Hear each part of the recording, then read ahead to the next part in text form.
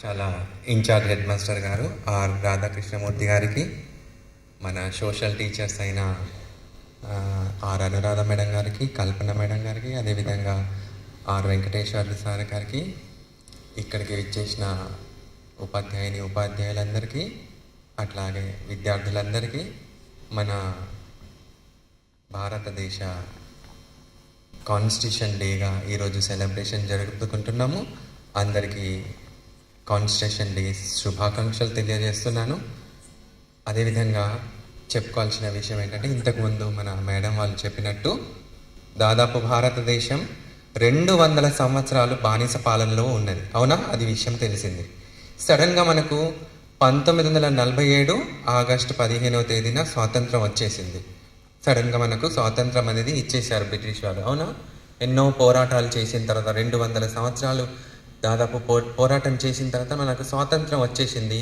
కానీ మరి స్వాతంత్రం వచ్చేసిన ఈ స్వాతంత్రాన్ని, ఈ స్వేచ్ఛను మనం పర్ఫెక్ట్గా పాలించుకునే అవకాశం ఉండాలి కదా. మనకు ఆ సత్తా అనేది ఉండాలి కదా. అందుకోసం గాను మన ప్రభుత్వం, మన భారత ప్రభుత్వం ఒక కమిటీని ఏర్పాటు చేసింది. మరి ఈ పాలన అనేది ఎలా జరగాలి, ఈ పాలనను ఎవరు నడిపించాలి, ఎలా జరగాలి, మొత్తం ప్రపంచ దేశాలప్పుడు కూడా అంతా కూడా అబ్రహాం లింకన్ చెప్పిన ప్రజాస్వామ్య పద్ధతిలో వైపుకు వెళ్తున్నాయి. అవునా? అబ్రహాం లింకన్ ఏం చెప్పాడు? Of the people, by the people, for the people అని చెప్పాడు. అదే ప్రజాస్వామ్య పాలన. మన భారతదేశం కూడా ఇంతకుముందు మీ కల్పన మేడం చెప్పినట్టు బానిస పాలన కంటే ముందు ఎలాంటి పాలన ఉండేది? మనకు రాజరికం ఉండేది. అవునా? మోనార్కిజం అనేది ఉండేది. అవునా? అయితే మళ్ళీ మోనార్కిజంలోనికి మనం పోవడం మనకు ఇష్టం లేదు. కానీ మనం ప్రజాస్వామ్యం వైపుకు పోవాలి. దానికి అనుగుణంగా పాలన అనేది జరగాలి. అర్థమవుతుందా? అందుకోసం ఒక కమిటీని ఏర్పాటు చేయడం జరిగింది. ఎందుకంటే మన భారతదేశం అనేది ఒక ప్రశాంతమైన పాలన అనేది జరగాలనే ఉద్దేశంతో ఒక కమిటీని ఏర్పాటు చేశారు. 6 వ్యక్తుల కమిటీ అది. ఆ కమిటీకి చైర్పర్సన్గా మన డాక్టర్ బిఆర్ అంబేద్కర్ గారు ఉన్నారు. తెలిసిన విషయమే కదా. ఆ కమిటీ ఏం చేసిందంటే, ప్రపంచ అన్ని దేశాల యొక్క రాజ్యాంగాలను మన అంబేద్కర్ గారు వాళ్ళ కమిటీ చదవడం మొదలుపెట్టింది. వాళ్ళు ఎన్ని రాజ్యాంగాలను చదివారో తెలుసా? మన రాజ్యాంగాన్ని రూపొందించడం కోసం దాదాపు 60 దేశాల యొక్క రాజ్యాంగాలను వాళ్ళు చదవడం జరిగింది. ఎన్ని దేశాల రాజ్యాంగాలను చదివారు? మన దేశం యొక్క రాజ్యాంగమే మనకు సరిగా తెలియదు. అవునా? చెప్తుంటే కూడా అర్థం చేసుకోలేని పరిస్థితిలో మనం ఉన్నాం. కానీ ఆ రోజుల్లో 1947లోనే వాళ్ళు ఒక కమిటీ, ఒక బాధ్యత అనేది ఇచ్చిన తర్వాత దాదాపు 60 దేశాల యొక్క రాజ్యాంగాలను వాళ్ళు చదివి మన భారత రాజ్యాంగాన్ని రూపొందించడం జరిగింది.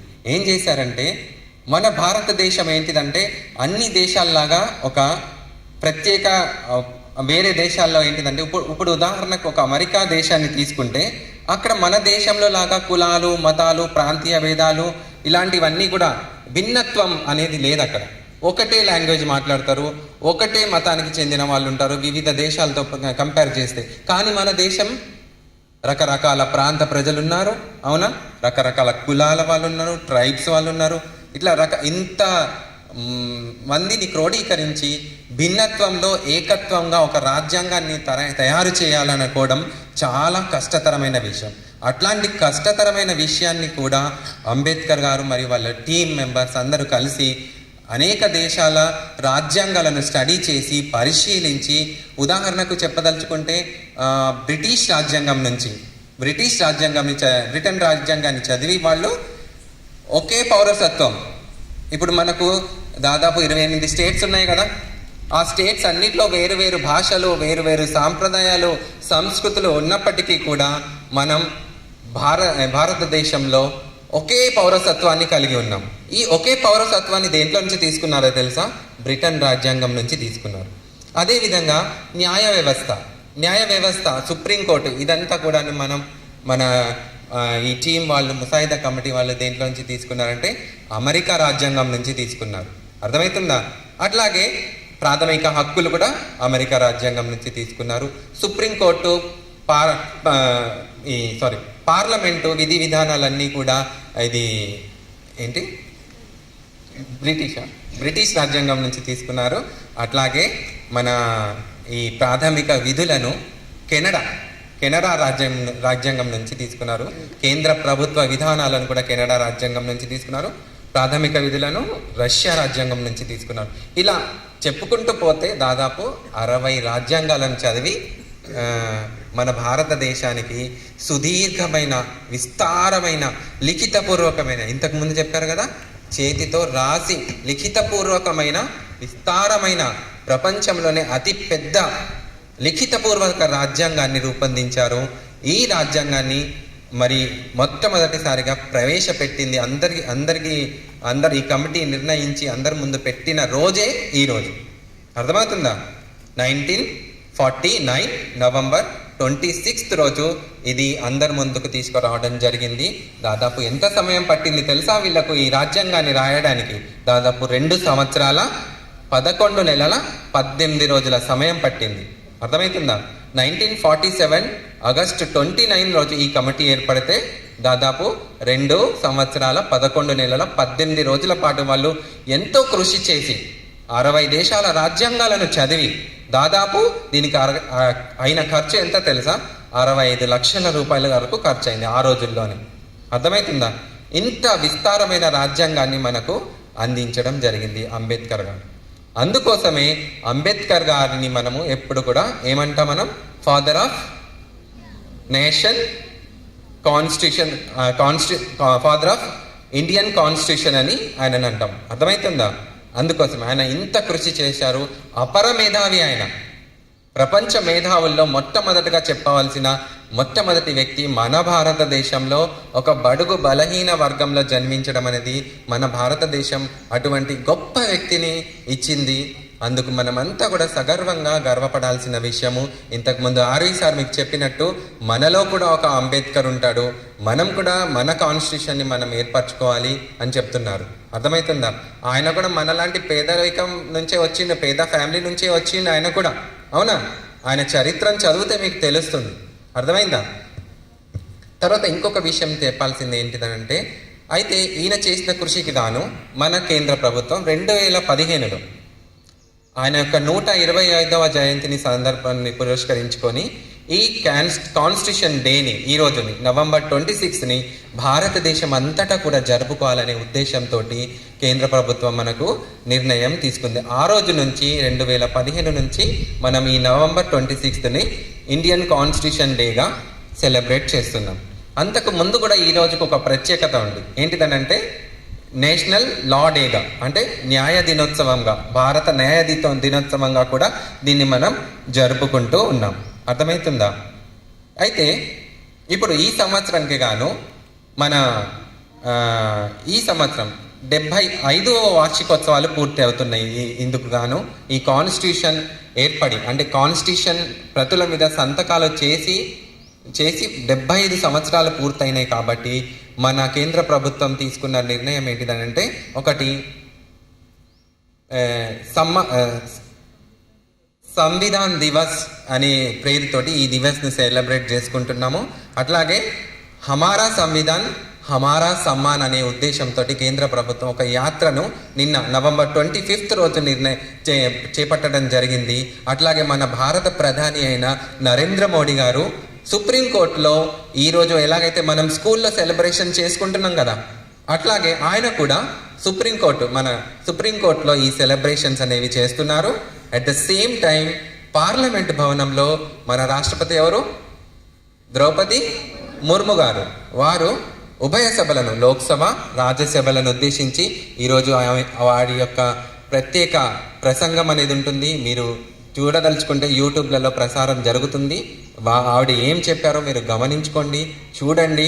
ఎలాగైతే ఇక్కడ మనం సెలబ్రేషన్ చేసుకుంటున్నామో మన భారతదేశం అంతా కూడా ఈ సెలబ్రేషన్స్ అనేవి జరుగుతున్నాయి. ఇవన్నిటి కూడా మనం గమనించుకొని మన లైఫ్లో కూడా తెలుసుకోవాలి. ఇవన్నీ కూడా మీకు మంచి జీకే పాయింట్ ఆఫ్ వ్యూలో వస్తుంటాయి. అర్థమైందా? తర్వాత ఇంకో విషయం చెప్పేది ఏంటిదనంటే, ఇందులో ఇంతకుముందు పిల్లలు డిస్ప్లే చేశారు ప్రాథమిక హక్కులు, ప్రాథమిక విధులు. ప్రాథమిక హక్కులు అంటే ఏంటిది, విధులు అంటే ఏంటిది తెలుసా? చాలా డిస్ప్లే చేశారు, చూశారు, అవునా? అయితే ఒక చిన్న ఎగ్జాంపుల్తో మీకు చెప్తాను. ఒక విద్యార్థిగా మీ యొక్క హక్కులేంటి, బాధ్యతలేంటి చెప్పండి. ఒక విద్యార్థిగా మీకు చదువుకోవడం అనేది మీ హక్కు. మరి బాధ్యత ఏంటి?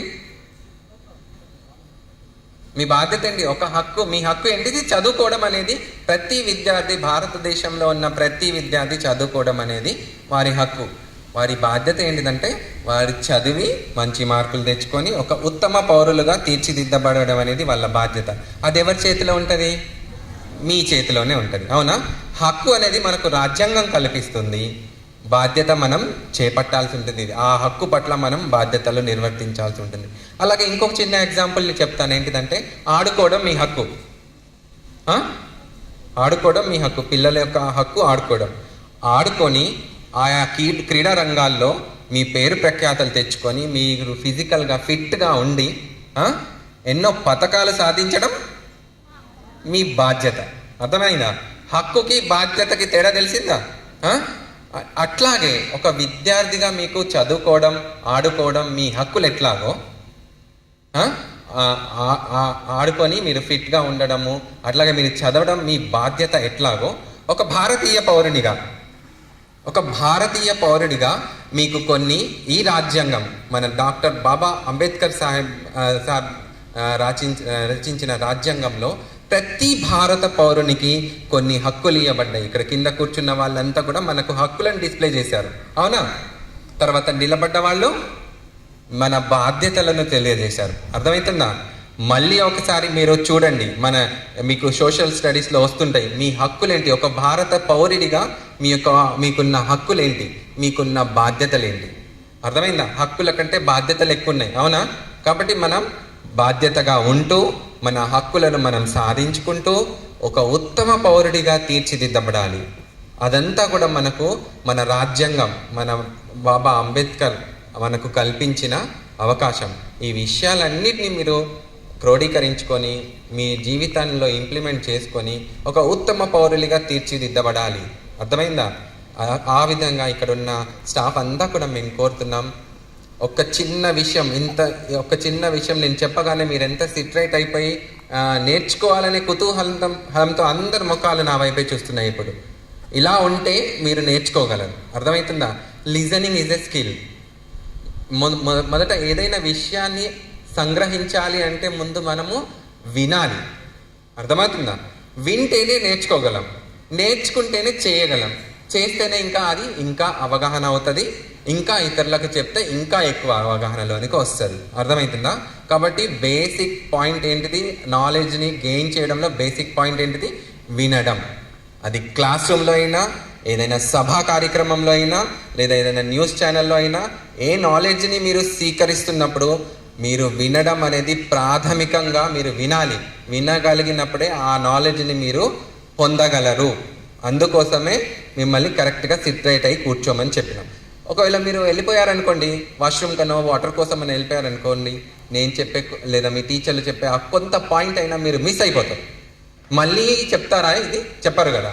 అర్థమవుతుందా? మీరు క్లాస్ రూమ్స్ గడుస్తున్న కొద్దీ నెక్స్ట్ ఇయర్కి వెళ్ళిపోతారు, నెక్స్ట్ వెళ్తూనే ఉంటారు. అవునా? కానీ నువ్వు పొందింది ఏంటి? నాలెడ్జ్ నువ్వు పొందింది ఏంటి?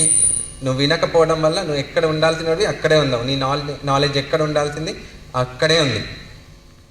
ఇంకొక చిన్న విషయం గమనించుకోండి. ఇక్కడ హై స్కూల్ స్ట్రెంత్ ఇంత ఉన్నప్పటికీ ఒక 3rd క్లాస్ అమ్మాయిని నేను ఇక్కడ స్పీచ్కి ఎందుకు పిలవాల్సి వచ్చింది గమనించండి. సార్ ఇంతకుముందు మీకు చెప్పారు ఏంటి, ఆ అమ్మాయికి ఎటువంటి జంకు లేదు. ఆ అమ్మాయి యొక్క ఇంగ్లీష్ యాక్సెంట్ అనేది అద్భుతంగా ఉంది.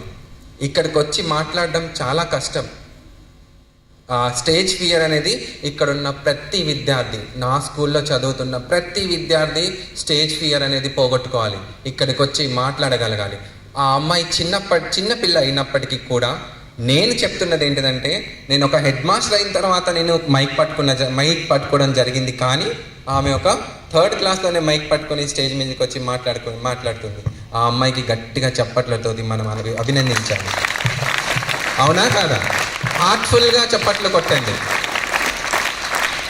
అట్ ద సేమ్ టైం మనం కూడా ఎవరైనా ఏ మంచి పని చేసినా వాళ్ళని ప్రోత్సహిస్తూ ఆ విషయాన్ని మనము అవగాహన చేసుకొని మనం కూడా అలా అలా తయారవ్వాలని కోరుకోవాలి. అవునా కాదా?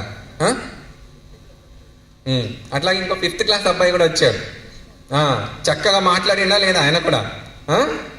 మీరు కూడా మాట్లాడాలా. నా స్కూల్లో చదువుతున్న పిల్లలకి స్టేజ్ ఫియర్ ఉండొద్దు.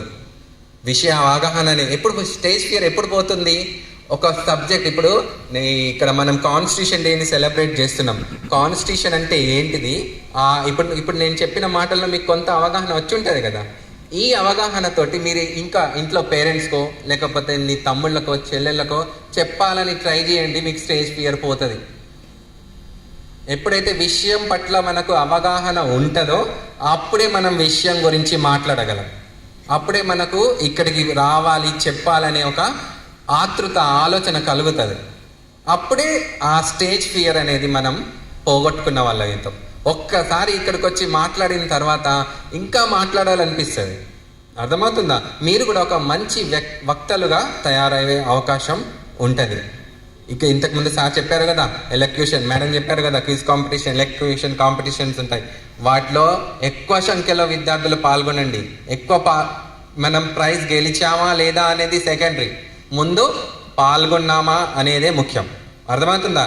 ఈ విధంగా అన్ని విషయాలను ఆకలింపు చేసుకొని ఒక మంచి ఉత్తమ పౌరులుగా మీరు భవిష్యత్తులో ఎదగాలని కోరుకుంటూ ఈ రాజ్యాంగ దినోత్సవం సందర్భంగా మీ అందరికీ కోరుకుంటూ ముగిస్తున్నాను. Thank you very much. Thank you very much sir.